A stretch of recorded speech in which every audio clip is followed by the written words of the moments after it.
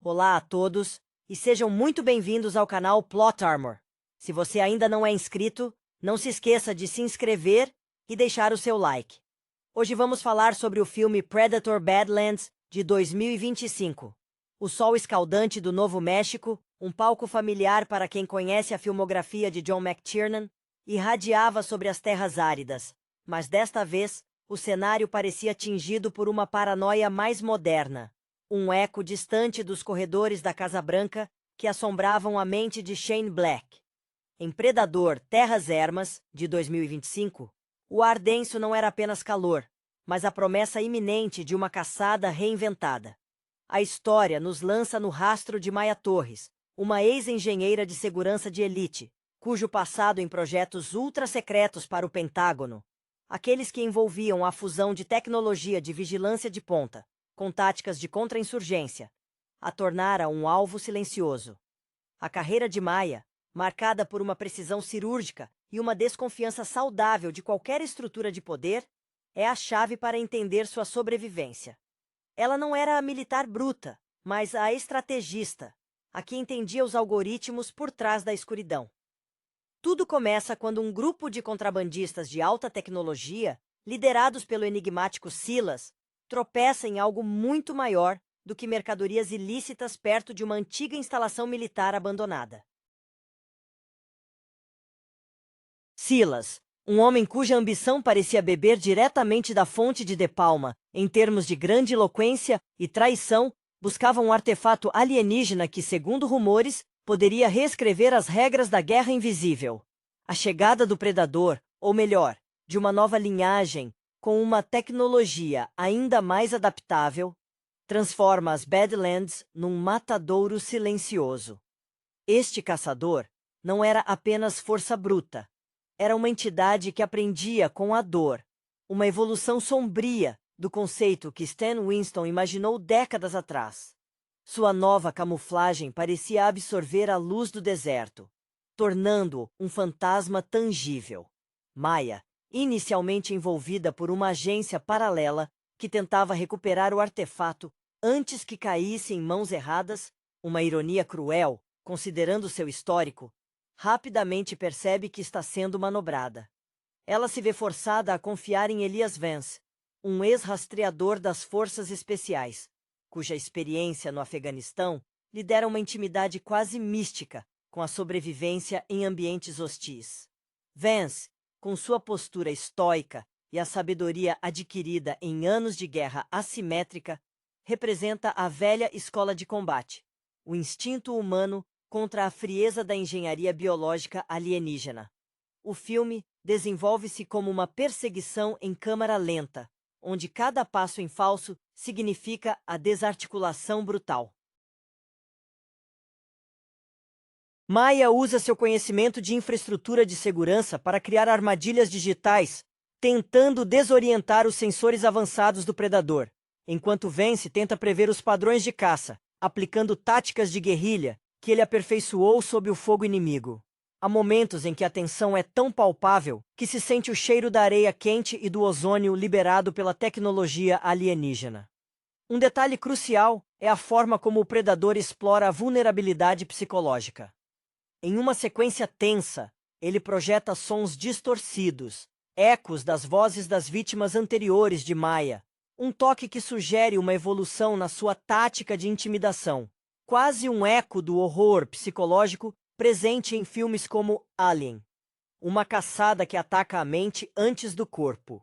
O clímax ocorre dentro de um cânion estreito, onde a tecnologia de camuflagem do predador se torna menos eficaz devido à complexidade das sombras naturais.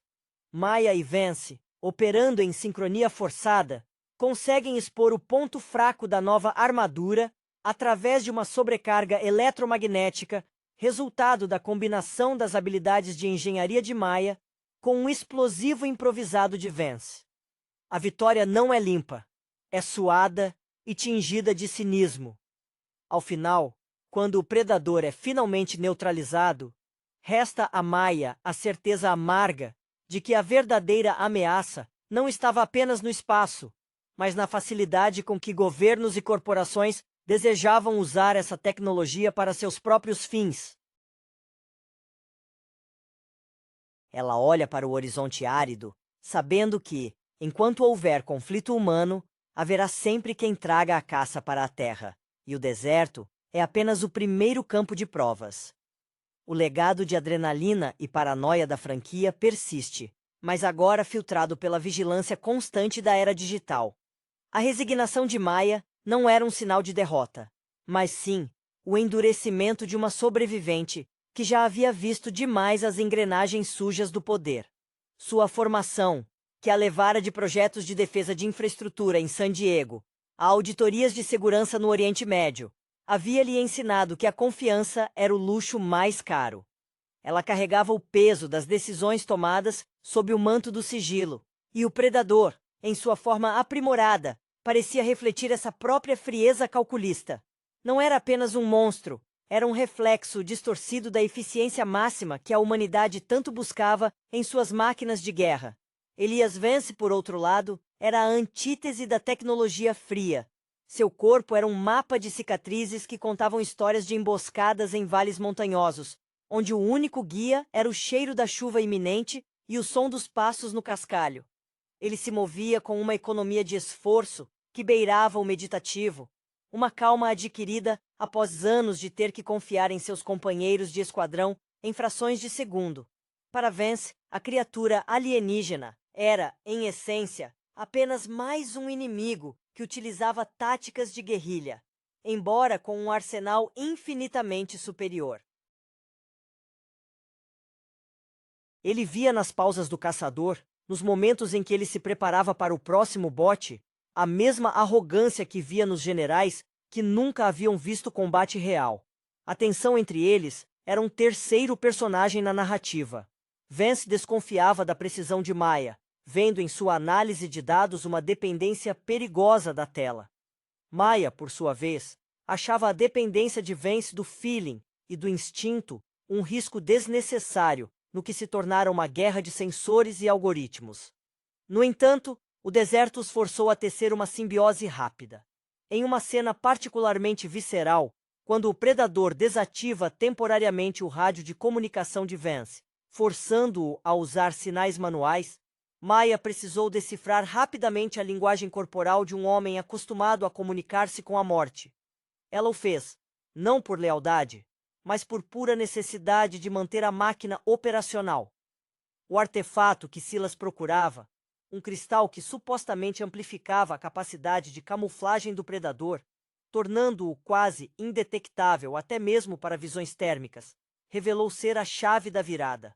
Quando Silas, em sua ganância insana, tentou usar o objeto para negociar com o caçador, ele se tornou a primeira isca desnecessária, um sacrifício rápido que apenas serviu para que o predador testasse os limites de sua nova aquisição. O predador demonstrou uma inteligência tática surpreendente. Ele não apenas caçava, ele estudava o ecossistema de ameaças, aprendendo a se mover pelos pontos cegos das varreduras de Maya.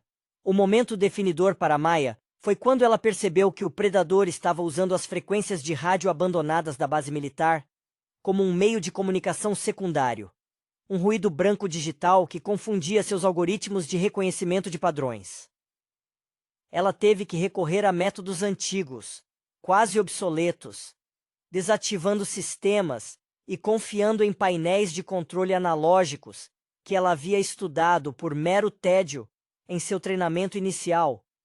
Um aceno irônico ao passado da engenharia que a fez respeitar o material bruto sobre o software. Quando a poeira assentou, não havia triunfo heróico, apenas exaustão. Maya não se preocupou em relatar o ocorrido, sabendo que qualquer relatório seria imediatamente sequestrado por agências com agendas ocultas. Ela e Vance se separaram no crepúsculo, cada um voltando para as sombras de onde vieram. Vance desapareceu na paisagem, um fantasma familiar para quem se acostumou a ser esquecido. Maya, ao entrar em seu veículo modificado, olhou para trás. O deserto parecia mais silencioso, mas ela sabia que o silêncio era apenas a pausa entre as ondas, a preparação para a próxima investida predadora, seja ela alienígena ou humana. A caçada havia terminado, mas a vigilância jamais. A poeira fina do deserto grudava na pele como uma segunda camada de desconforto, um lembrete constante da fragilidade da carne sob o olhar impiedoso do sol do Novo México. Maya, ao se afastar do local do confronto, sentia o peso não apenas do cansaço físico, mas da bagagem moral. Sua mente, treinada para otimizar sistemas e eliminar falhas, processava os eventos com uma frieza cirúrgica, mas a imagem do predador, pairando invisível, projetava sombras escuras sobre suas certezas profissionais. Ela era uma arquiteta da segurança que havia visto seu projeto mais robusto ser infiltrado por uma força da natureza alienígena. Esse fracasso, embora vitorioso no curto prazo, corroía sua autoconfiança. Vance, ao contrário, parecia se alimentar do caos controlado. Enquanto Maya se preocupava com os dados residuais e os possíveis rastros de energia deixados pela arma do predador, Vance estava concentrado no cheiro da terra queimada e no vento que trazia o odor metálico do sangue derramado. Ele se sentia mais vivo na beira do abismo. Para ele, a tecnologia alienígena era apenas uma variação mais sofisticada da armadilha perfeita, e a única defesa verdadeira residia na adaptabilidade brutal do espírito humano. Havia um respeito relutante, quase paternal por Maya. Ele via nela a mesma inteligência feroz que admirava em antigos camaradas que haviam se perdido na burocracia da guerra. A emoção mais intensa que Maya sentia, no entanto, era a raiva silenciosa dirigida à corporação sombria que, ela agora tinha certeza, estava monitorando a área. Ela sabia que o artefato não era o prêmio final, era um chamariz. O verdadeiro objetivo era testar a capacidade de resposta de um ambiente terrestre contra uma arma biológica de ponta. Ao ligar seu sistema de navegação, que ela havia modificado para operar em modo de criptografia militar de nível superior, ela detectou assinaturas fracas de drones de vigilância orbitais, muito mais avançados do que qualquer coisa que o exército americano admitisse possuir. Isso confirmava seu medo. A caçada havia sido um teste de campo, patrocinado por forças domésticas, usando o predador como catalisador de dados. Vance, que se preparava para seguir para o norte, para as montanhas, onde poderia desaparecer por anos, compartilhou um último olhar com Maya. Não houve palavras de agradecimento ou promessas de reencontro. Apenas um aceno que reconhecia a trégua forçada e a inevitabilidade de que ambos navegariam sozinhos nas águas turvas da conspiração. Vance tinha o instinto de se afastar da tecnologia exposta, buscando o refúgio da natureza não mediada. Ele era o eco dos filmes de ação clássicos, onde a luta era corpo a corpo e o ambiente era o inimigo mais honesto.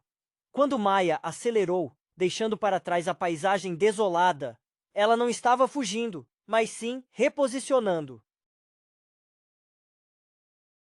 Sua mente já estava traçando o caminho para expor a rede de vigilância que ela ajudara a construir.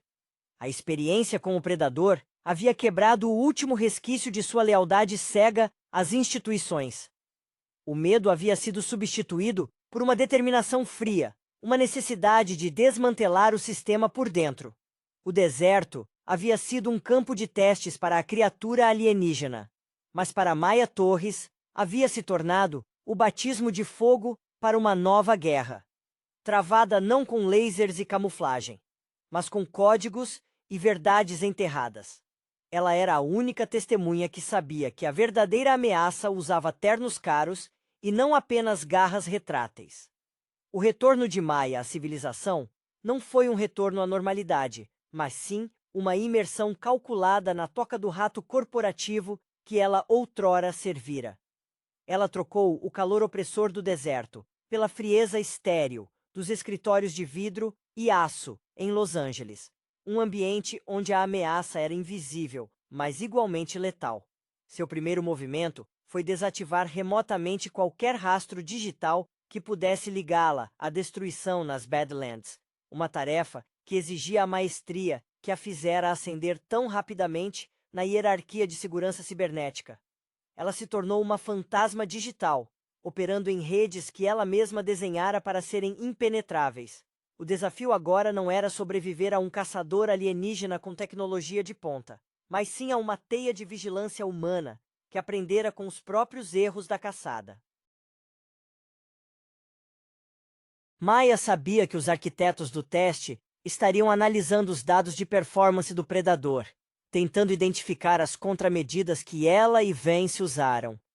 Ela precisava chegar aos servidores centrais antes que eles completassem a análise forense e identificassem as vulnerabilidades exploradas, as assinaturas eletromagnéticas e as falhas na criptografia predadoriana.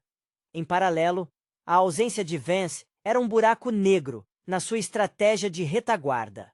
Ela imaginava o rastreador movendo-se pelas florestas do noroeste do Pacífico, seguindo os padrões da natureza, longe de qualquer sinal de Wi-Fi.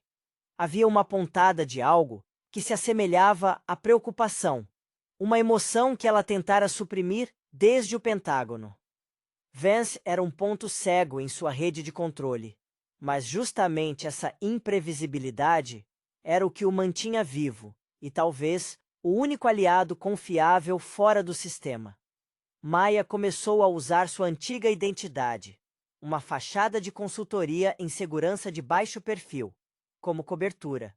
Seus encontros eram breves, realizados em lugares públicos com altos níveis de ruído de fundo, onde a escuta eletrônica era mais difícil. Ela se lembrava das palestras sobre guerra assimétrica que ouvira de um mentor, um ex-oficial de inteligência que acreditava que a informação era a única moeda de troca contra o poder estabelecido. Ela começou a vazar fragmentos de código contaminado nas redes da companhia patrocinadora do teste, criando uma espécie de vírus de lentidão, uma interferência sutil destinada a atrasar a análise dos dados do predador. A paranoia se manifestou de maneiras sutis. Ela começou a ver padrões nos fluxos de tráfego de veículos, nos horários dos elevadores, nas cores dos carros que paravam perto de seu apartamento. Não era mais o medo primordial da garra e do plasma.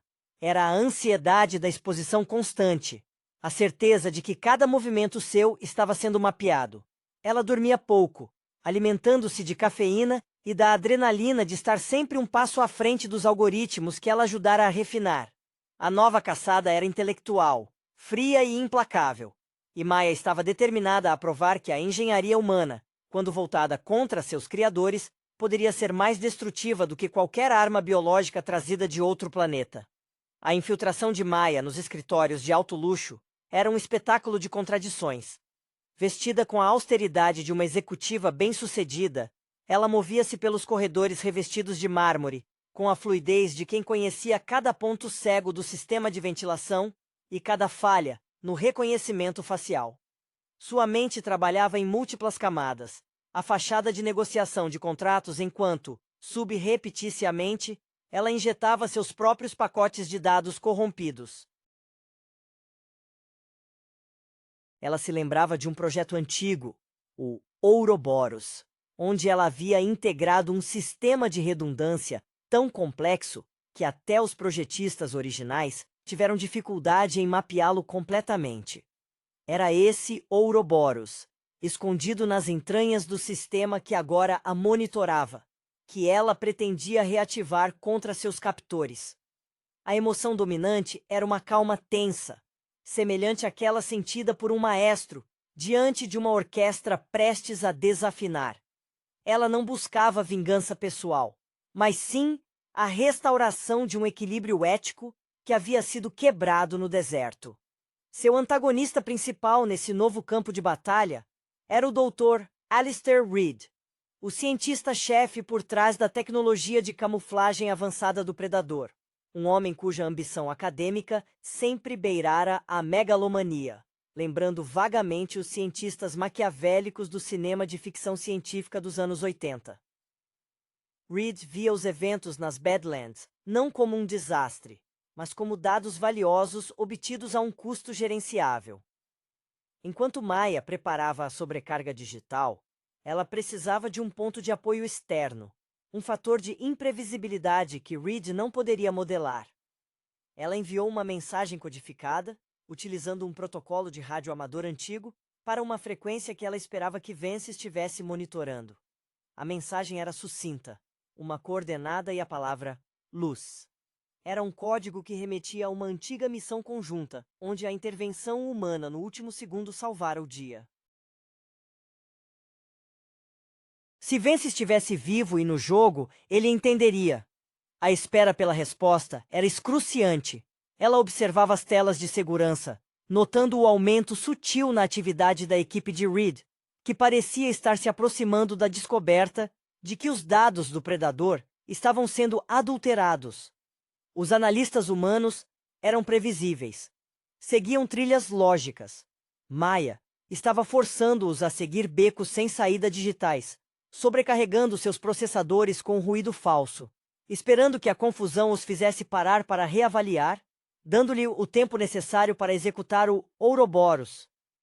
Em um momento de vulnerabilidade, enquanto simulava uma conferência telefônica para justificar sua presença no andar, ela permitiu-se um pensamento sobre Vance. A simplicidade brutal de sua sobrevivência contrastava com a complexidade venenosa da luta dela. Ele lidava com ameaças tangíveis. Ela lidava com a invisibilidade do poder.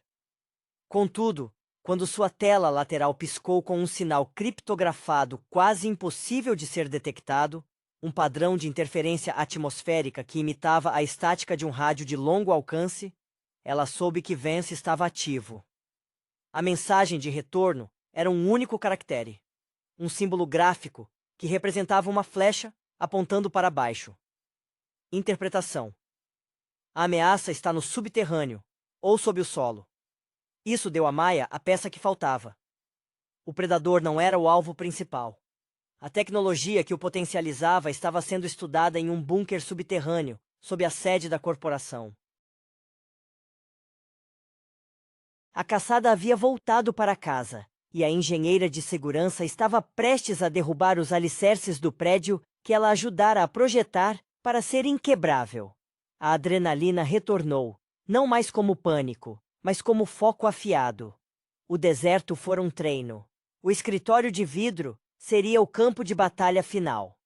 A revelação da localização do bunker subterrâneo injetou uma nova urgência no plano de Maya. O ar-condicionado do arranha-céu, que antes parecia frio e seguro, agora parecia sufocante, um ambiente projetado para conter e monitorar. Ela percebeu que a estrutura do prédio, com seus múltiplos níveis de redundância de energia e segurança física, era a culminação da mentalidade que havia patrocinado a caçada nas Badlands.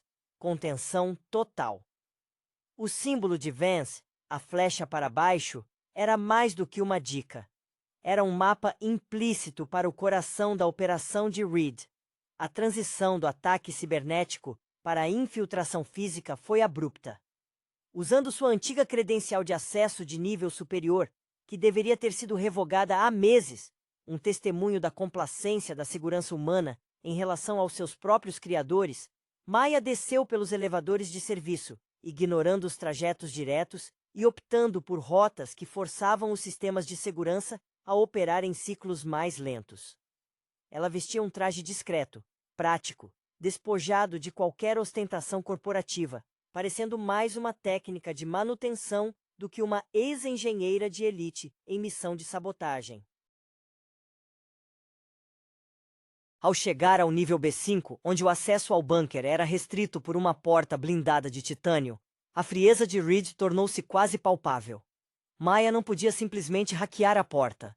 Ela precisava de uma sobrecarga direcionada. Lembrou-se das especificações do sistema de refrigeração do servidor principal, projetado para suportar o calor gerado pela pesquisa do predador. Se ela conseguisse redirecionar o fluido refrigerante para os mecanismos de travamento da porta, o choque térmico causaria uma microfissura, suficiente para um arrombamento cirúrgico. Foi nesse momento que Reed se manifestou, não fisicamente, mas através dos alto-falantes ambientais da instalação. Maya, admirável. Sempre gostei da sua dedicação ao design eficiente. Mas a eficiência, minha cara, exige um custo, e você está prestes a pagar o custo total da sua curiosidade. A voz de Reed era calma, quase professoral, um eco do poder acadêmico que despreza a ética em nome do avanço científico. Maya sentiu um arrepio, não de medo, mas de reconhecimento. Reed não estava apenas esperando, ele estava assistindo cada passo dela, antecipando cada movimento lógico. O doutor havia incorporado a adaptabilidade do predador em seus próprios protocolos de defesa. A caçada se tornara um jogo de xadrez, onde o tabuleiro mudava constantemente de forma. Sem perder tempo com réplicas, Maya ativou o desvio de refrigeração. O chiado do metal cedendo sob o estresse térmico foi a música de fundo para sua invasão. Ao entrar no bunker, o ar era frio e carregado de ozônio. O laboratório era uma catedral escura, dominada por tanques de contenção e telas exibindo os padrões de camuflagem do caçador. No centro, o artefato alienígena pulsava suavemente, contido em um campo de força experimental. Reed não estava lá, mas sua presença estava em todos os monitores. E então, Maya viu. Não era Reed, mas sim um traje de contenção avançado, uma versão humana, modificada e armada, sentada em uma cadeira de controle. Era a tecnologia do predador, adaptada para um operador humano, um teste final da simbiose homem-máquina que Reed sempre sonhara. A ameaça não era mais o alienígena, era a ambição humana vestida de armadura alienígena. Maya sorriu levemente. Ela estava finalmente em casa. O confronto final seria travado contra um espelho de sua própria dedicação à tecnologia, mas desta vez, com a vantagem da surpresa e a experiência adquirida no calor brutal das Badlands. O traje que Reed vestia não era orgânico como o do predador, mas uma carcaça de exoesqueleto metálico, um refinamento grotesco das armaduras de poder que Maya estudara em projetos de defesa de infantaria pesada.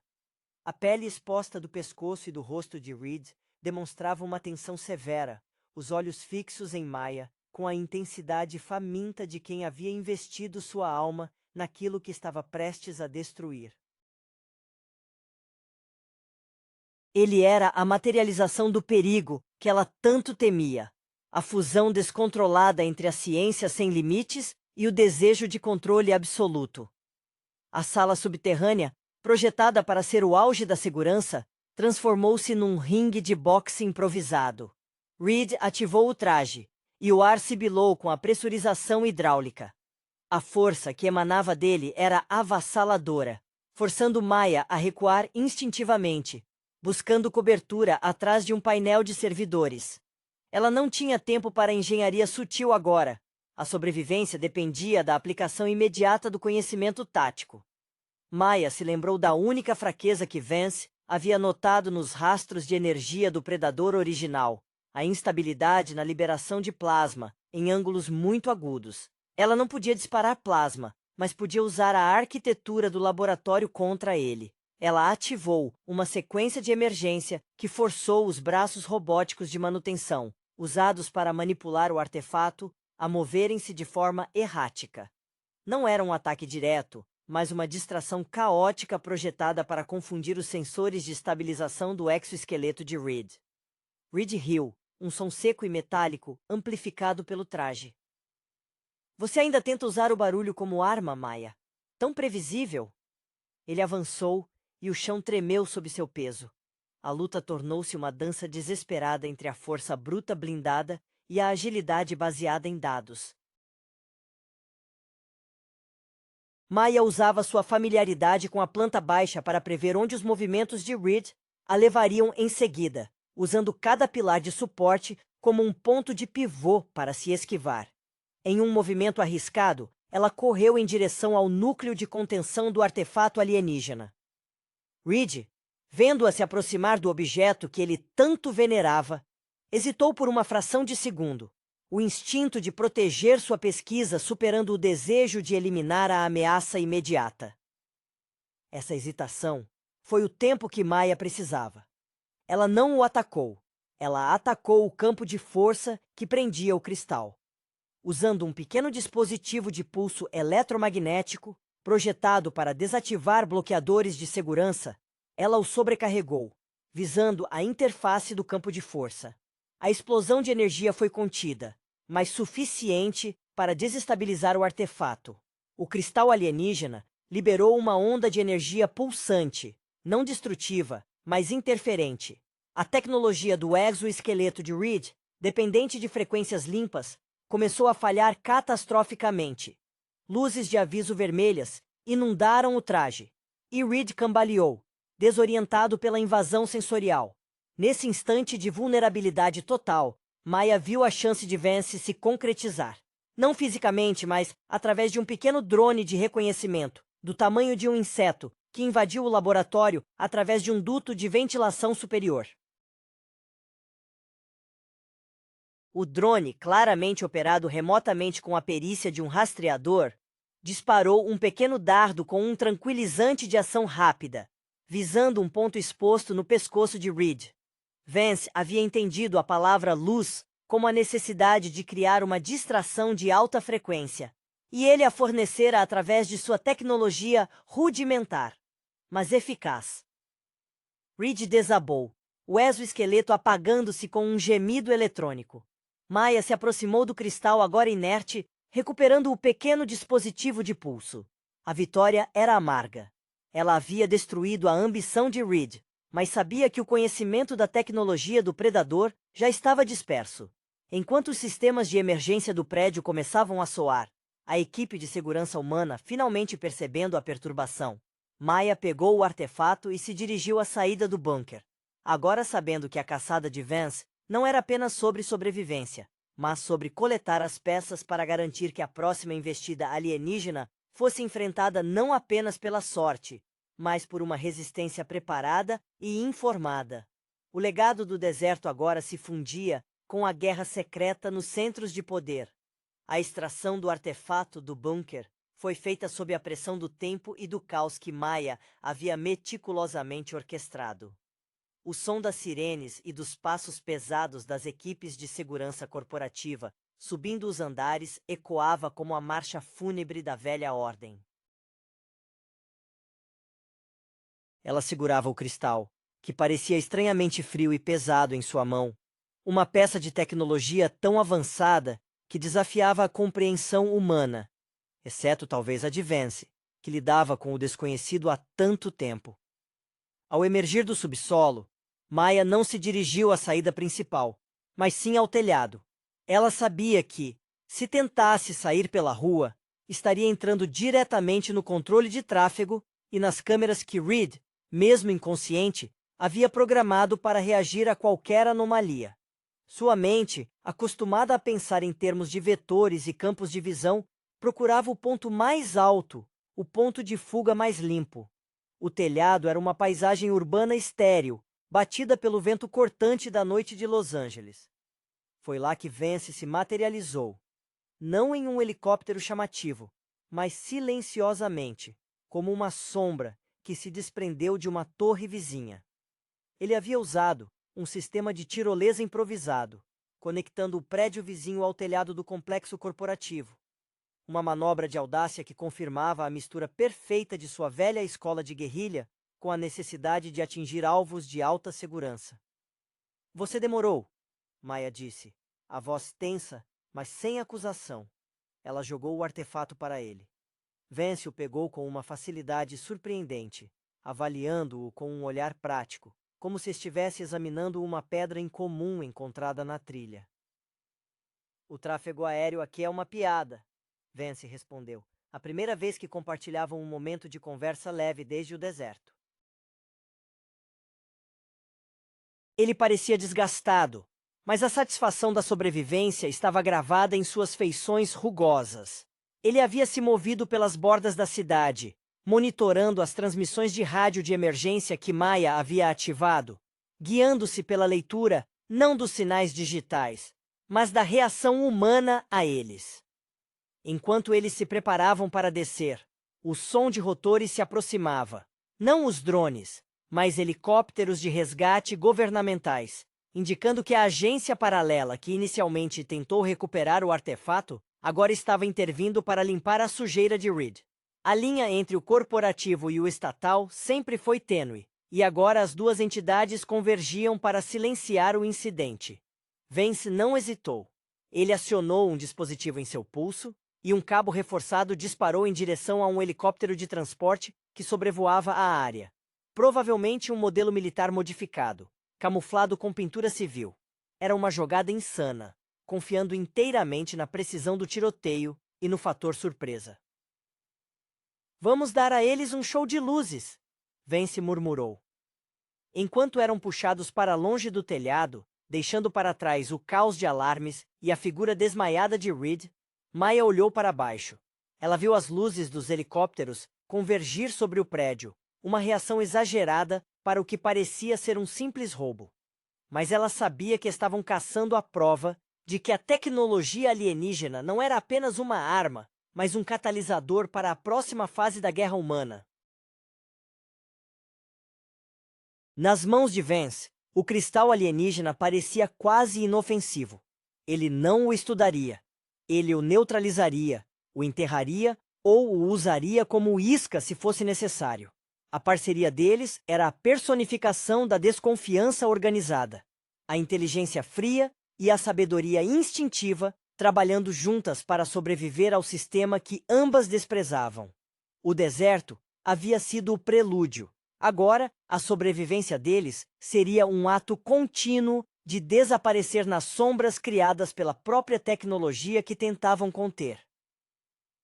A jornada de Maya Torres havia se tornado uma fuga perpétua, mas pela primeira vez, ela não estava fugindo de um inimigo, mas sim lutando ao lado de alguém que entendia a natureza da escuridão.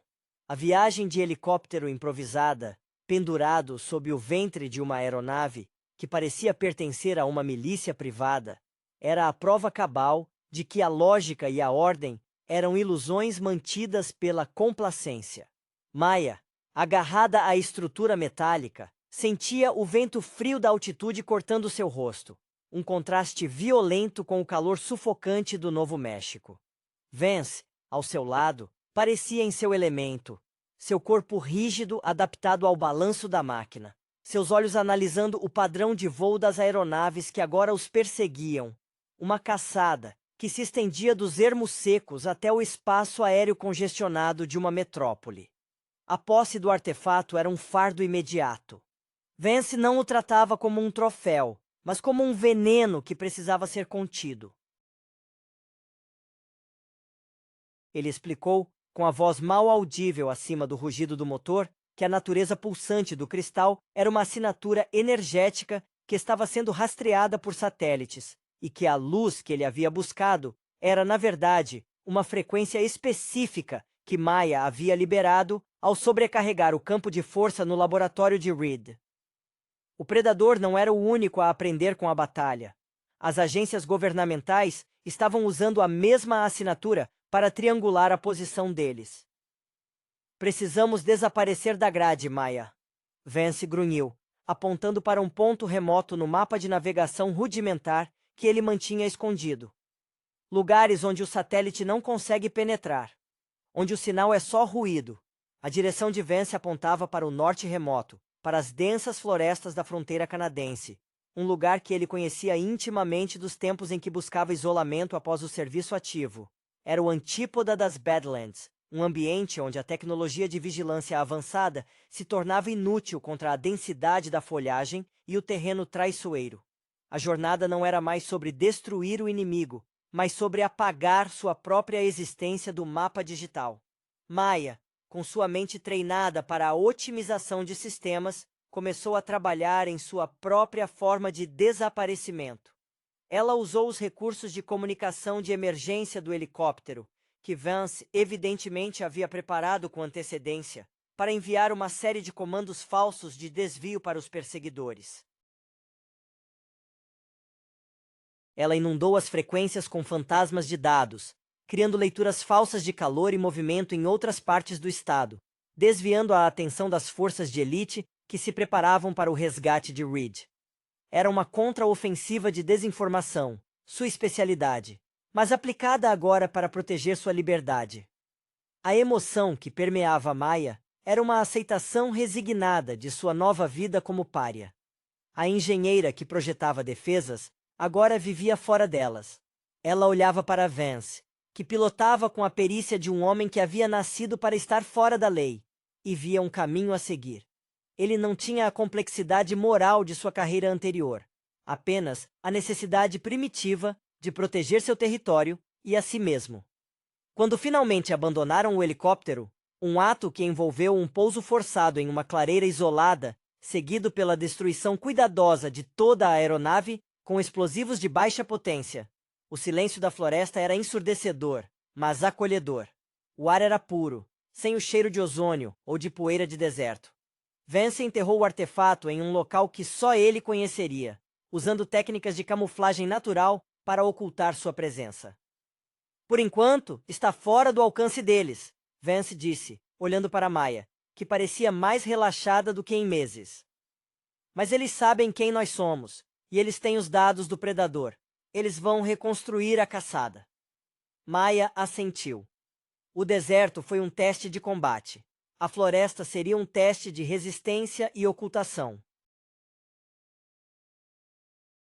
Ela havia trocado os códigos por trilhas de caça, a paranoia digital pela vigilância constante da natureza.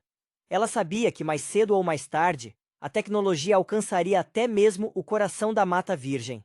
Mas por agora, no frio e úmido silêncio do norte, ela havia encontrado um breve interlúdio antes que a próxima onda predadora humana viesse buscá-los. A parceria era improvável, forjada no fogo da extinção, mas era a única certeza que lhe restava. O dossel denso da floresta boreal agia como uma couraça natural contra a onipresença do olhar tecnológico. As árvores, imponentes e antigas, pareciam desafiar a lógica dos satélites, absorvendo os sinais de rádio e transformando a paisagem em um labirinto opaco. Para Maya, acostumada à clareza geométrica dos desertos e das cidades, a floresta era um desafio sensorial avassalador. Cada passo exigia recalibrar seus instintos, trocando a leitura de espectros de calor pela identificação de galhos quebrados e pegadas mal disfarçadas. Vance era o mestre deste novo domínio. Seu movimento era quase felino, sua presença uma extensão da própria sombra. Ele havia estabelecido um pequeno acampamento improvisado perto de um riacho gelado, um local escolhido não por sua beleza, mas pela sua capacidade de mascarar assinaturas térmicas com o vapor da água. Ele ensinava a Maya as lições mais básicas da sobrevivência fora da rede. Como cozinhar sem criar fumaça detectável, como ler o comportamento dos animais para prever mudanças climáticas, e, crucialmente, como confiar apenas no que se podia tocar ou cheirar. A relação deles evoluiu para uma dependência pragmática. Maya, em troca, usava seu conhecimento de engenharia para melhorar a segurança do esconderijo. Ela construiu pequenos dispositivos de alerta, baseados em sensores de vibração de solo, minúsculos e alimentados por baterias solares de baixa potência, desenhados para detectar a aproximação de passos pesados ou veículos motorizados, uma tática que ela esperava que Vance pudesse reconhecer instintivamente. Era a fusão da alta tecnologia com a necessidade primitiva. Havia um silêncio pesado entre eles, preenchido pela desconfiança mútua que a vida de ambos exigia. Vance não questionava a origem do artefato, mas olhava para Maya com a interrogação silenciosa de quem espera o momento em que a rainha da tecnologia revelará seu próximo plano complexo. Maya, por sua vez, ansiava pela simplicidade do foco de Vance, mas sabia que sua mente analítica nunca poderia simplesmente desligar. Ela estava constantemente buscando o padrão de ataque que viria a seguir. O momento de maior vulnerabilidade ocorreu quando Vance sofreu um corte profundo na perna durante a construção de uma armadilha de perímetro. A infecção era uma ameaça real, e a ausência de antibióticos modernos era um risco que a tecnologia havia tornado impensável.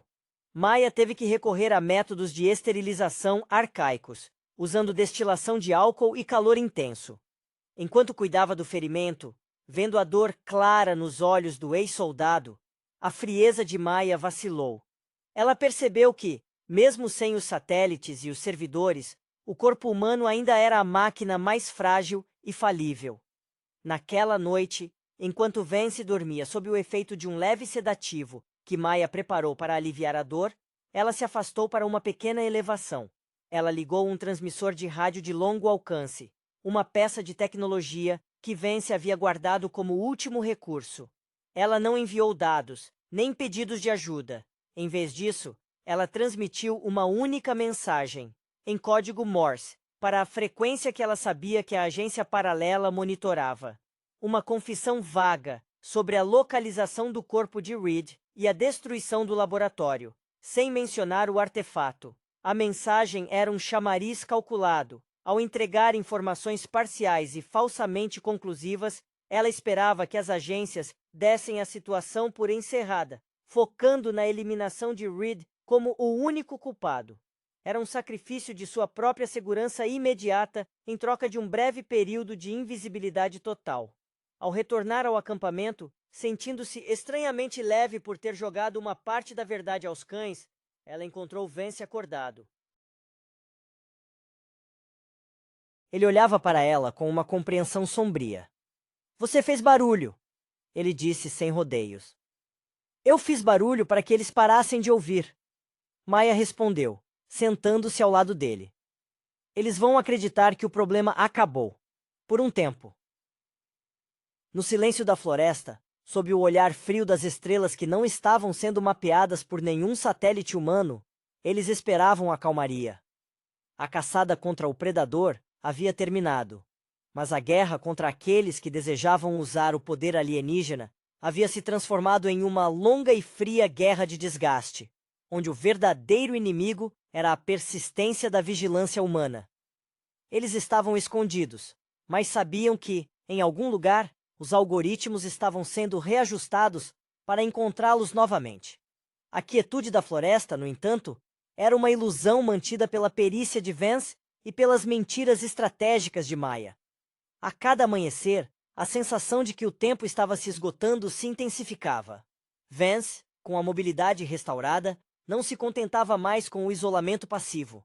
Ele sentia a presença, não de caçadores alienígenas, mas de drones de reconhecimento de alta altitude, cuja silhueta se perdia no brilho do sol da manhã, mas cuja perturbação sutil no ar era detectável para quem havia passado a vida ouvindo o vento. Maya percebeu que a mensagem enviada sobre Reed era apenas uma distração momentânea.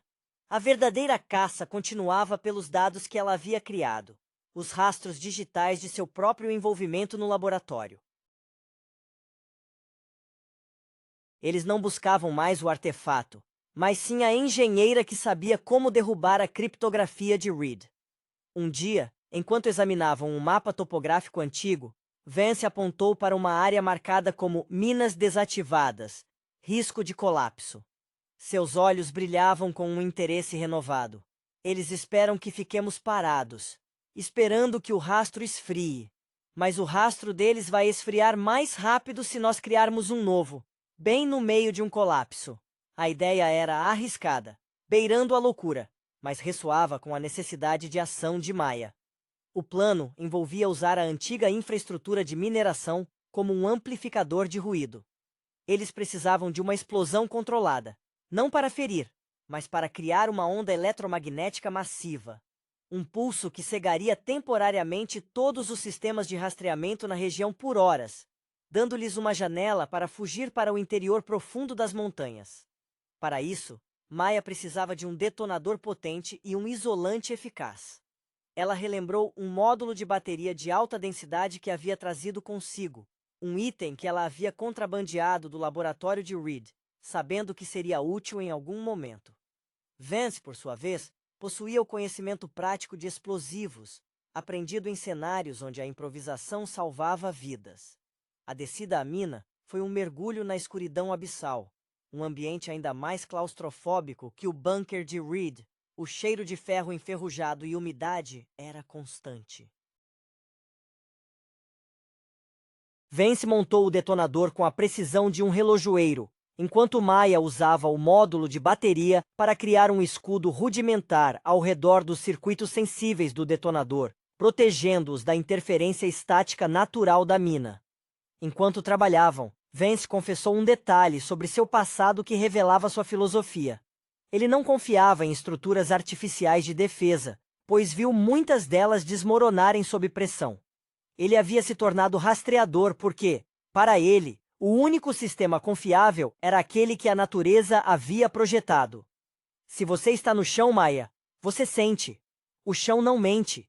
A detonação foi um espetáculo de destruição controlada. A explosão não foi um estrondo, mas um thump profundo que fez a montanha inteira vibrar.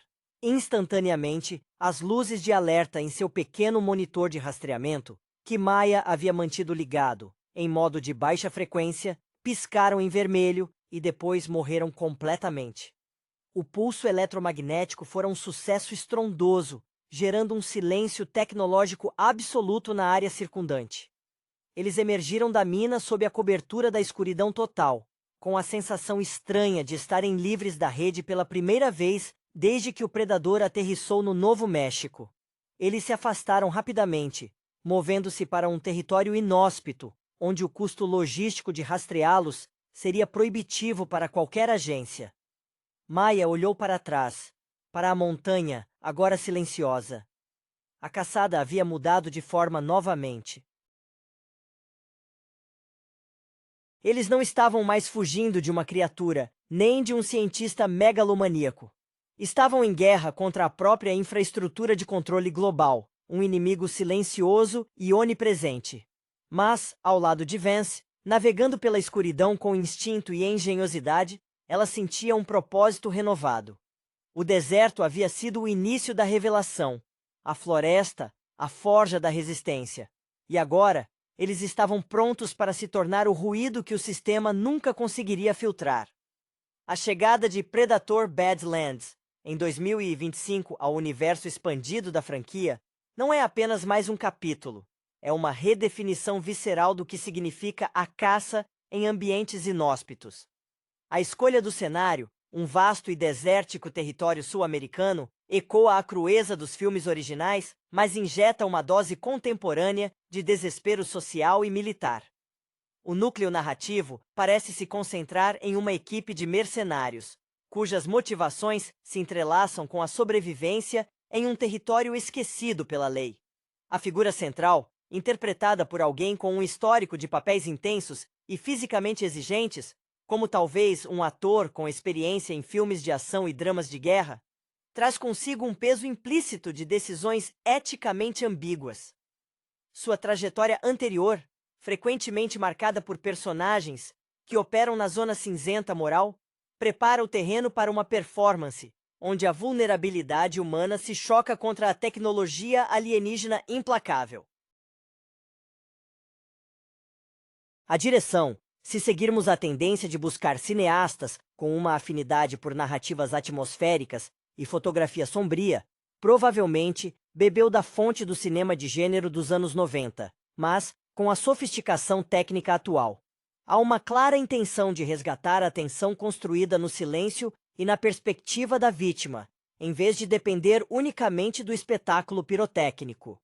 A ênfase no design de som, crucial para qualquer filme do Predator, deve ser elevada a um novo patamar, transformando os ruídos da selva ou do deserto em prelúdios sinistros da chegada do caçador. O design do novo Yautja é um ponto focal de análise. Espera-se que os realizadores tenham evitado a armadilha de simplesmente reciclar o visual icônico. Em Badlands, a adaptação ambiental sugere uma camuflagem mais orgânica, talvez uma pele que absorve e reflete as cores terrosas, ou um armamento que utiliza recursos locais, como armadilhas baseadas em calor geotérmico ou vibrações do solo. Isso demonstra um respeito pela lógica interna da criatura, um predador que se adapta ao seu terreno de caça. A inclusão de personagens locais, talvez membros de comunidades isoladas ou ex-soldados guerrilheiros, oferece um contraponto fascinante à dinâmica entre os protagonistas humanos e o alienígena. Esses indivíduos, com seu conhecimento íntimo do terreno, representam uma forma de inteligência tática que a tecnologia avançada do Predator subestima inicialmente.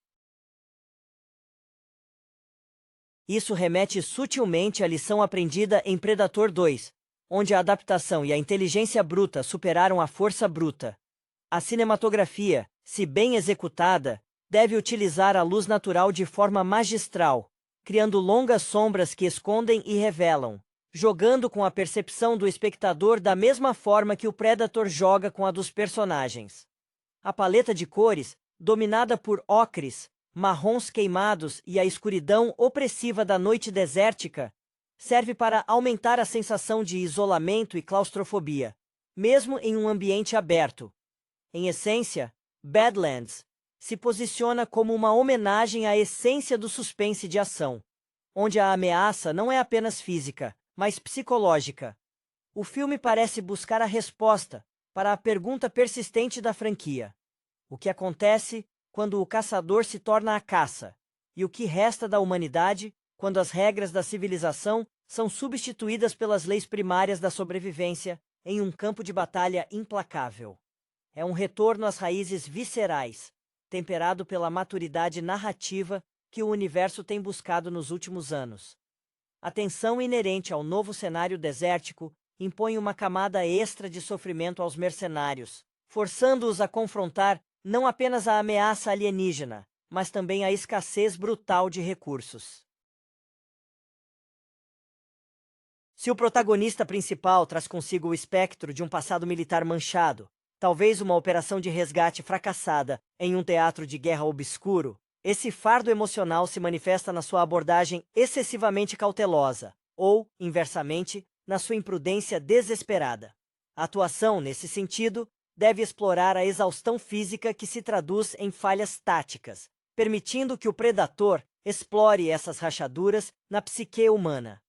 Imaginamos a atriz coadjuvante, talvez uma especialista em inteligência ou sobrevivência, cuja frieza analítica contrasta com o calor opressor do ambiente. Se ela vem de um histórico de filmes independentes focados em personagens femininas complexas e resilientes, ela trará para a tela uma inteligência situacional que a equipe de soldados uniformizados frequentemente ignora. Seu arco narrativo pode ser o de quem percebe a verdadeira natureza do adversário antes dos outros, entendendo que a luta não é sobre poder de fogo, mas sobre a leitura correta do ecossistema hostil. O design de produção, ao construir essas Badlands, precisa evocar uma sensação de esquecimento industrial misturado com a natureza selvagem. Pense em estruturas abandonadas, talvez uma antiga mina ou uma base militar desativada, que servem como zonas de caça intermediárias. Esses cenários fornecem pontos de alívio temporário, mas também armadilhas perfeitas, onde a tecnologia de camuflagem do Yautja se funde com a ferrugem e o concreto em decomposição. A iluminação interna desses refúgios deve ser minimalista, forçando os personagens a dependerem de lanternas de baixa potência, criando feixes de luz que momentaneamente revelam o terror, apenas para mergulhá-los novamente na escuridão manipulada. O toque mais sutil, mas crucial, reside na representação da tecnologia do Predator. Em vez de apenas exibir lasers e plasmas, esperamos ver a utilização pragmática de seu arsenal adaptado ao clima árido. Talvez dardos tranquilizantes com venenos vegetais locais, ou um sistema de mira que se confunde com o calor refletido da areia ao meio-dia. Isso demonstra uma evolução na inteligência do caçador, que não é apenas um troféu caçador, mas um mestre em biologia aplicada e camuflagem tática. A emoção dominante do filme, portanto, deve ser a paranoia induzida pelo calor e pela desorientação. Os sons não são apenas os dos passos do alienígena, mas também os da própria mente dos caçadores se desfazendo sob estresse. O filme promete ser um estudo sobre como a disciplina militar se desintegra quando confrontada com uma força que opera fora de qualquer manual conhecido, deixando apenas o instinto mais primitivo como guia. É a personificação do medo do desconhecido, vestido em uma armadura que celebra o ato da eliminação. A atmosfera opressiva de Badlands não é apenas um pano de fundo. Ela é um personagem ativo, moldando cada decisão e cada falha dos mercenários. A areia fina que se infiltra em cada fresta do equipamento, a sede constante que turva o julgamento, tudo isso funciona como um agente catalisador para a desintegração do grupo. O líder, cuja rigidez disciplinar é sua principal defesa psicológica contra seu próprio trauma passado, talvez um incidente onde perdeu um subordinado por excesso de confiança em tecnologia, agora precisa aprender a confiar no caos e na intuição de seus companheiros menos convencionais. Essa necessidade de abandonar o manual militar é o verdadeiro arco de redenção para ele. O elenco de apoio deve incluir uma figura de contraste, um especialista em demolições ou engenharia, cuja personalidade cínica e voltada para a destruição pragmática se choca com a espiritualidade quase mística dos moradores locais que ocasionalmente cruzam seu caminho. Esse engenheiro, frequentemente retratado em filmes anteriores como O Alívio Cômico Sombrio, aqui deve ser o primeiro a reconhecer a natureza não convencional da arma biológica Yautja.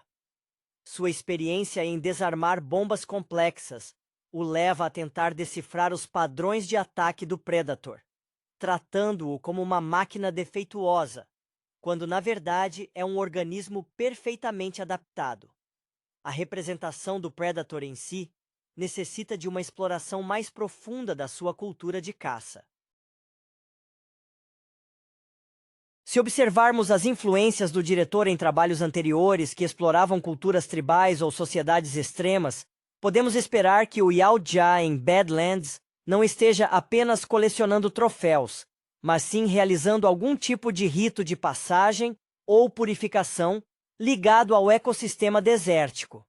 Talvez as marcas em sua armadura não sejam apenas de batalhas passadas, mas sim inscrições que mapeiam os ciclos climáticos ou as rotas de migração da fauna local, indicando que ele não é um invasor aleatório, mas um habitante temporário com regras próprias.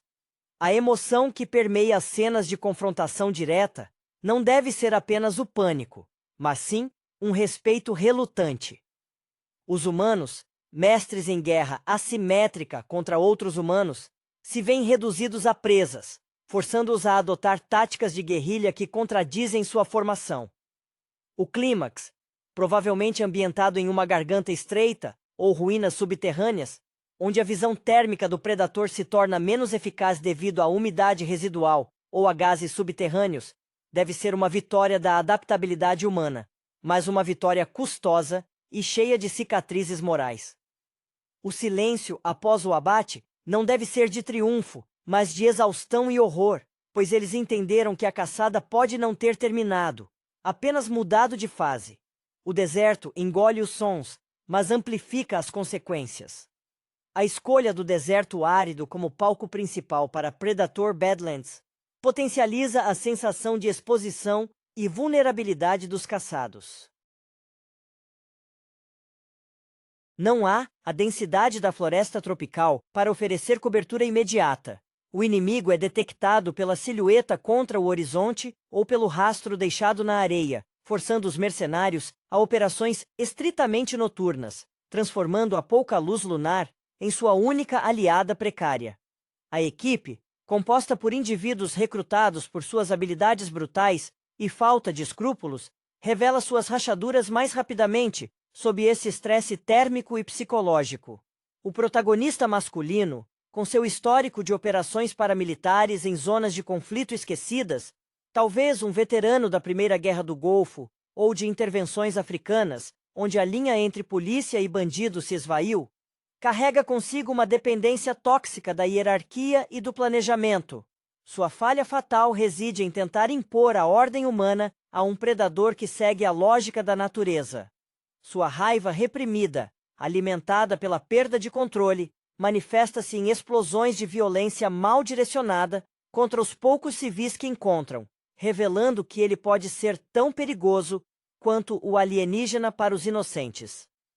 Em contraste, a especialista em comunicações e guerra eletrônica, talvez uma ex-hacker militar com um passado ligado a vazamentos de informação sensíveis, é a única que realmente compreende a assimetria tecnológica. Ela não está impressionada com o plasma ou o cloaking, Ela está aterrorizada com a capacidade do Yautja de manipular o ambiente sensorial. Seu background sugere uma mente acostumada a decifrar padrões ocultos em dados. E ela é quem percebe que as falhas na camuflagem do Predator são, na verdade, iscas calibradas para induzir o pânico. Seu arco emocional é de uma cientista forçada a se tornar uma sobrevivente primal, trocando a tela de computador pelo terreno acidentado. O design de som, como mencionado, atinge um novo patamar de terror subliminar. Não é apenas o som dos passos do Predator, mas o silêncio denso que precede seu ataque. Em um deserto onde o vento é o ruído constante, qualquer anomalia acústica, um estalo seco fora do ritmo do vento, um sibilo que não é areia, torna-se um gatilho de PTSD para os ex-soldados. O filme explora o horror auditivo de saber que algo está perto, mas ser incapaz de localizá-lo devido à manipulação sonora alienígena. A abordagem ao Yautja em Badlands sugere um predador que honra a terra. Se ele se adaptou ao deserto sul-americano, é provável que sua armadura incorpore materiais locais, talvez cerâmicas ou ligas metálicas encontradas em sítios arqueológicos abandonados, integrando-se à paisagem como um fantasma mineral. As criaturas secundárias que o acompanham, talvez predadores menores ou drones biológicos que ajudam a rastrear o calor em noites frias, também se assemelham à fauna local, confundindo ainda mais os humanos sobre o que é natural e o que é tecnológico. A caçada aqui é um ritual de purificação do terreno, e os mercenários, com sua poluição de armas de fogo e ambição, são os vetores que precisam ser eliminados para restaurar o equilíbrio do ecossistema. O filme se estabelece, assim, como um comentário sobre a arrogância humana em ambientes que eles não podem dominar, mesmo com toda a sua tecnologia. A complexidade do confronto se aprofunda quando o filme introduz um elemento de traição interna, algo comum em narrativas sobre grupos mercenários operando fora da jurisdição. Um dos membros da equipe, talvez o mais jovem e idealista, cuja inspiração inicial veio de filmes de guerra clássicos que glorificavam o heroísmo militar, começa a questionar a moralidade da missão, muito antes do surgimento do Yautja. Esse personagem serve como o espelho moral da audiência, o ponto onde a brutalidade da caçada se torna insustentável. Sua inexperiência tática é compensada por uma empatia inerente, o que o torna um alvo inesperado para o Predator, que pode estar programado para eliminar não apenas os mais fortes, mas também aqueles que demonstram resiliência ética. A dinâmica entre o líder traumatizado e esse jovem idealista cria uma tensão paralela à ameaça alienígena. O líder tenta impor a disciplina para mascarar seu medo da desordem, enquanto o jovem busca uma saída honrosa, o que inevitavelmente leva a conflitos que desperdiçam munição e revelam posições. Esse conflito interno é explorado visualmente pela fotografia, com planos fechados em interiores escuros e suados, contrastando com as longas tomadas panorâmicas do deserto, que enfatizam a insignificância do grupo diante da vastidão do cenário e do poder do predador. O design do armamento do Predator em Badlands sugere uma sofisticação ainda maior na exploração das fraquezas humanas, além da visão térmica. Em ambientes desérticos, a desidratação e a exposição solar são armas letais. Espera-se que o Yautja utilize armas que explorem a umidade ou a pressão atmosférica, talvez projéteis que causam necrose celular rápida ou que criam microclimas de calor extremo localizado, simulando um golpe de calor instantâneo. Essa precisão biológica demonstra que o Predator está caçando a biologia humana, não apenas a tática militar. A interação com os elementos nativos, que até então eram coadjuvantes ou meros obstáculos, deve escalar para um papel crucial no clímax. Esses sobreviventes locais, que podem ter uma história de resistência contra invasores, percebem o Predator como uma força da natureza a ser respeitada ou evitada, não combatida abertamente. Um xamã ou ancião local pode oferecer ao protagonista sobrevivente um artefato ou um conhecimento ancestral sobre como o terreno reage ao predador, forçando o mercenário a abandonar toda a sua formação tecnológica em favor de métodos orgânicos e supersticiosos de sobrevivência. Essa fusão de tecnologia de ponta e misticismo primitivo é o que define o tom pós-moderno deste capítulo. O filme, então, se torna uma alegoria sobre a falência do militarismo moderno diante de ameaças que transcendem a compreensão humana baseada em mapas e manuais. A profundidade psicológica de Badlands exige que a narrativa explore o custo emocional da caçada para os habitantes locais, aqueles que o Predator considera parte do ecossistema, mas que os mercenários veem como nativos a serem ignorados ou explorados. Deve haver uma família ou pequeno clã que tenta sobreviver ao conflito, cujas rotinas de escavação por água ou busca por alimentos se tornam involuntariamente interligadas ao rastro do Yautja. Suas interações com os humanos contratados serão marcadas por desconfiança mútua, onde a equipe de mercenários duvida da lealdade dos locais, e os locais veem nos estrangeiros apenas mais uma onda de destruição. O personagem que personifica a sabedoria local, talvez um jovem rastreador que perdeu sua família para as escaramuças militares prévias, demonstra uma intimidade com o ambiente que desarma a tecnologia de rastreamento do Predator. Seu conhecimento de trilhas subterrâneas, cavernas com ar fresco ou fontes de água não mapeadas se torna o único recurso viável quando o grupo principal se vê cercado e exposto. Seu arco é o de proteger seu lar, e ele fará isso usando táticas de guerrilha que não envolvem armas de fogo, mas sim armadilhas ambientais complexas, como desmoronamentos de areia ou o desvio de fluxos de água subterrânea para criar zonas lamacentas que prejudicam a mobilidade do alienígena.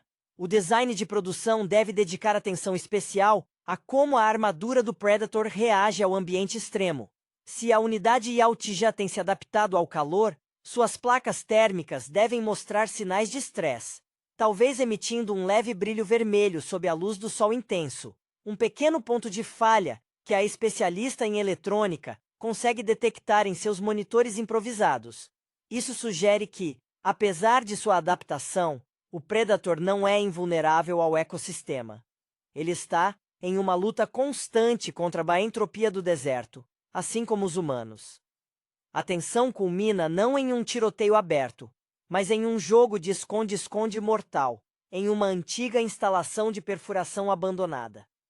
Dentro desses túneis metálicos e ressoando, o som se torna amplificado, e o camuflamento do Predator se torna menos confiável devido às superfícies metálicas que refletem a luz e o calor de maneiras imprevisíveis.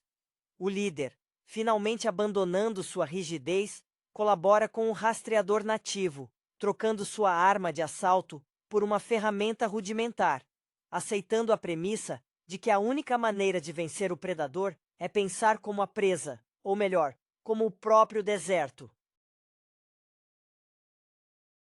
A vitória, se alcançada, será definida pela sobrevivência brutal e pela aceitação de que a hierarquia de poder no planeta Terra é muito mais fluida e selvagem do que qualquer manual militar jamais ousou admitir.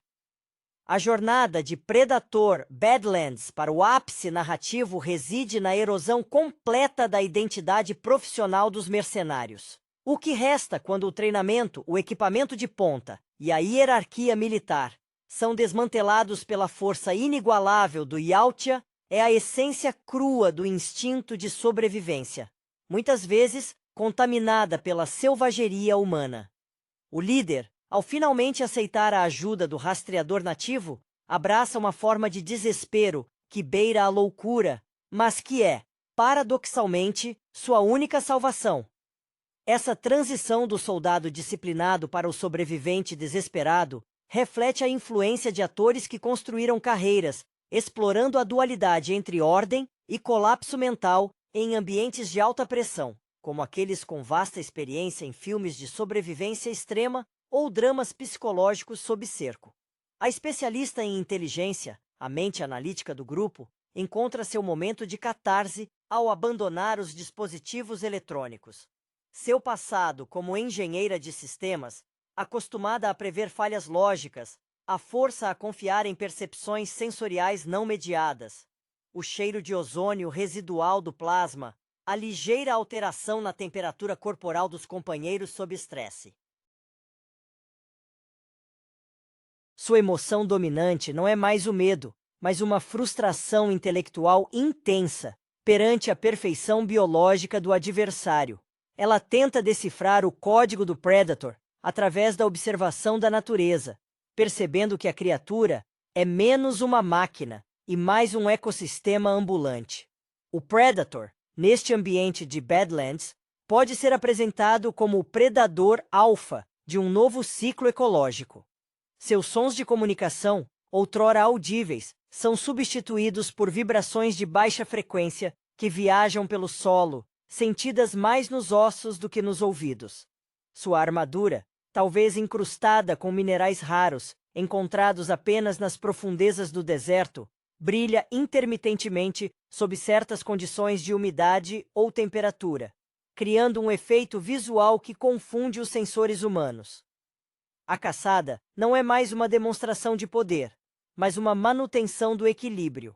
Os mercenários, com sua poluição sonora e desperdício de recursos, são pragas a serem erradicadas. O confronto final, no interior da instalação de perfuração, transforma o espaço industrial abandonado em um claustrofóbico pesadelo acústico. O metal ecoa cada movimento, transformando o silêncio cauteloso em uma tortura auditiva. A luta corpo a corpo, inevitável, não é glorificada. É brutal, suada e rápida. O rastreador nativo usa a escuridão a seu favor, guiando o líder para um ataque coordenado que explora um ponto cego na percepção do Yautja. A morte do alienígena, se vier, não será celebrada com gritos de guerra, mas com a quietude pesada de quem sobreviveu a um evento cataclísmico. Os sobreviventes emergem não como heróis vitoriosos, mas como sombras marcadas, para quem o deserto se tornou um túmulo coletivo para suas antigas identidades. O verdadeiro horror é a percepção de que eles próprios, na sua violência, estavam se comportando de maneira muito semelhante ao monstro que caçaram. A conclusão de Predator, Badlands aponta para um epílogo melancólico, onde a ausência de resgate e a solidão do ambiente reforçam a lição aprendida. Não há volta para a civilização após vivenciar o primário. Os poucos sobreviventes, agora despidos de qualquer vestígio de sua identidade mercenária, uniformes rasgados, armas perdidas, tornam-se parte da paisagem, assimilados pelo deserto. O líder, antes obcecado por controle e legado militar, agora exibe uma resignação estoica, compreendendo que a maior vitória foi a simples persistência biológica, e não o abate do inimigo. Sua interação final com o rastreador nativo é desprovida de palavras, um reconhecimento mútuo de que compartilham a mesma experiência de terem sido caçados, e por sorte ou destino, terem sido poupados. O destino do corpo do Yautja também deve ser significativo. Em vez de ser um troféu, ele é abandonado, talvez parcialmente coberto pela areia, como um sinal de que a natureza está rapidamente reclamando seu espaço. A tecnologia alienígena não é levada. Ela é deixada para ser corroída pelo clima, um símbolo da efemeridade da tecnologia avançada contra a tenacidade da evolução biológica local. Isso dialoga com a carreira de cineastas que gostam de desconstruir a arrogância tecnológica, sugerindo que o avanço humano é uma ilusão frágil. A especialista em eletrônica, por sua vez, não regressa à sua antiga vida de decifrar códigos binários. Ela se une aos sobreviventes nativos, não como forasteira, mas como aprendiz. Sua mente, treinada para encontrar padrões em algoritmos complexos, agora busca os padrões no vento e nas estrelas do deserto. Sua jornada é a mais profunda. a da conversão de uma mentalidade puramente digital para uma compreensão analógica e orgânica da existência. A cena final, focada nela, deve mostrá-la realizando uma tarefa simples de sobrevivência, como coletar água com um método ancestral, com uma paz que nunca possuíra em ambientes urbanos. O filme, em última análise, funciona como um comentário sombrio sobre a modernidade e o militarismo. A caçada do Predator em Badlands é apenas o catalisador que força os personagens a confrontarem suas próprias naturezas predatórias e a fragilidade de suas construções sociais. O deserto não é um campo de batalha, é um juiz impiedoso que destrói os fracos de espírito antes de testar a força física. A franquia ganha com isso um tom mais filosófico, sugerindo que a verdadeira ameaça não está no espaço sideral, mas na nossa incapacidade de respeitar os limites impostos pelos ambientes que invadimos. A lição de Badlands é que, no fim, todos somos meros elos em uma cadeia alimentar brutalmente honesta.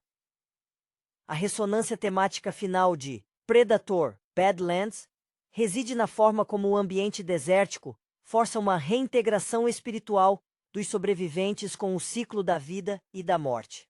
O líder, agora um homem despojado de insígnias e disciplina, adquire uma nova forma de autoridade, não baseada no comando, mas na resistência silenciosa.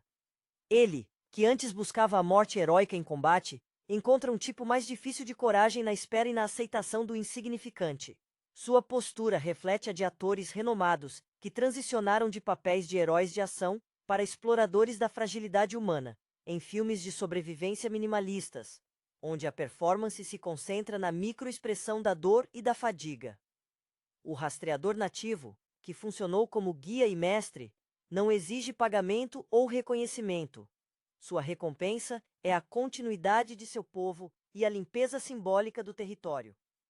Ele representa a sabedoria ancestral que não se curva à tecnologia, mas a absorve criticamente.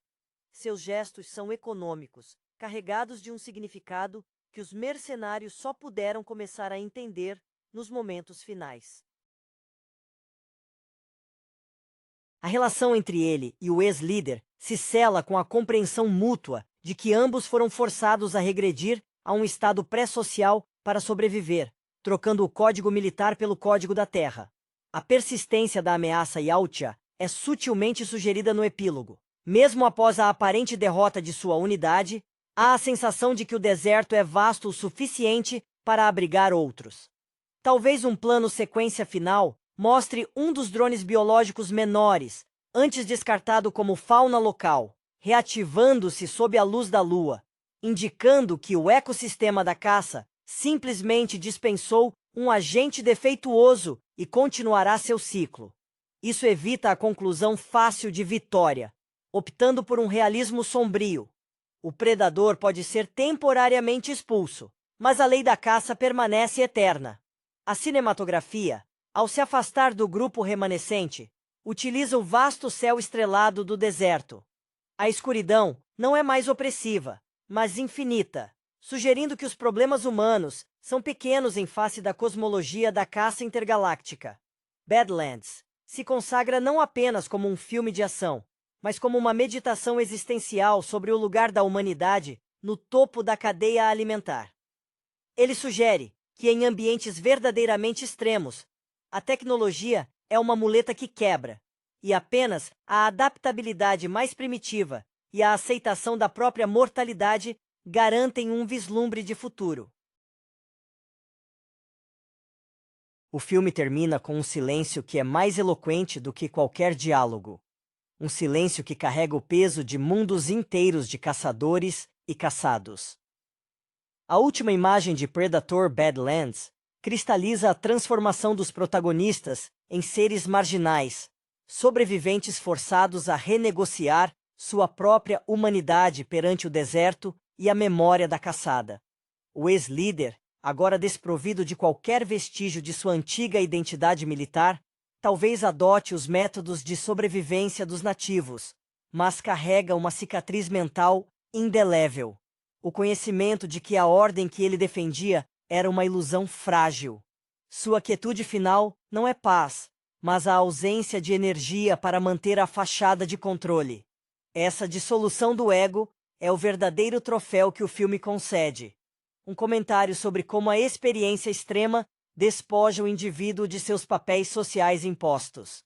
A especialista em guerra eletrônica, que inicialmente confiava na abstração dos dados, atinge a iluminação ao integrar-se ao conhecimento prático do rastreador. Sua transição é a mais fascinante. A mente que decifrava códigos complexos agora se dedica à leitura das marcas na areia e aos padrões de vento. Essa metamorfose ressoa com atores que construíram suas carreiras explorando a inteligência feminina em ambientes hostis, onde a capacidade de adaptação supera a força bruta. Ela se torna a ponte entre os dois mundos, honrando a tecnologia que a salvou, mas abraçando a sabedoria orgânica que a manterá viva. O tratamento dado ao Yautja remanescente, mesmo em sua derrota ou ausência, reforça a ideia de que ele não era um inimigo maligno no sentido humano, mas uma força corretiva. O fato de a tecnologia alienígena ser deixada para apodrecer sob o sol e a areia sugere uma rejeição da ideia de que a superioridade tecnológica garante a supremacia. O Predator em Badlands é um agente de seleção natural, e aqueles que sobrevivem provam ser adaptáveis o suficiente para permanecerem no ecossistema, por mais precário que seja. O impacto duradouro do filme reside na sua recusa em oferecer um final triunfante. Não há resgate aéreo, nem retorno à sociedade para contar a história. O deserto absorve os conflitos, silenciando as explosões de plasma e os gritos de guerra. A câmera, ao se afastar, revela a escala da desolação, com os sobreviventes parecendo pequenos pontos lutando contra a imensidão. Badlands se estabelece, portanto, como um estudo de caráter sob pressão extrema, uma alegoria sobre a vaidade humana em acreditar que pode dominar qualquer território. A franquia, neste capítulo, encontra sua maturidade ao sugerir que a verdadeira caça é a luta constante contra a própria dissolução em um universo indiferente à moral humana. A continuidade da narrativa pós-conflito em Predator Badlands se desenrola na aceitação da liminaridade. Os sobreviventes não pertencem mais ao mundo que deixaram para trás, mas também não foram totalmente assimilados pelo reino selvagem dos nativos. Eles ocupam um espaço cinzento, um limbo existencial forjado pela experiência traumática. O ex-líder, ao abandonar seu armamento pesado, talvez pegue um cajado rústico ou uma ferramenta de escavação, adotando um simbolismo de trabalho e humildade que era estranho à sua vida anterior de comando e destruição em larga escala. Seu rosto, marcado pelo sol e pela privação, espelha a paisagem, uma tela de sofrimento que anula qualquer pompa militar anterior. A especialista em eletrônica, agora integrada ao pequeno grupo nativo, demonstra sua nova lealdade ao aprender a ler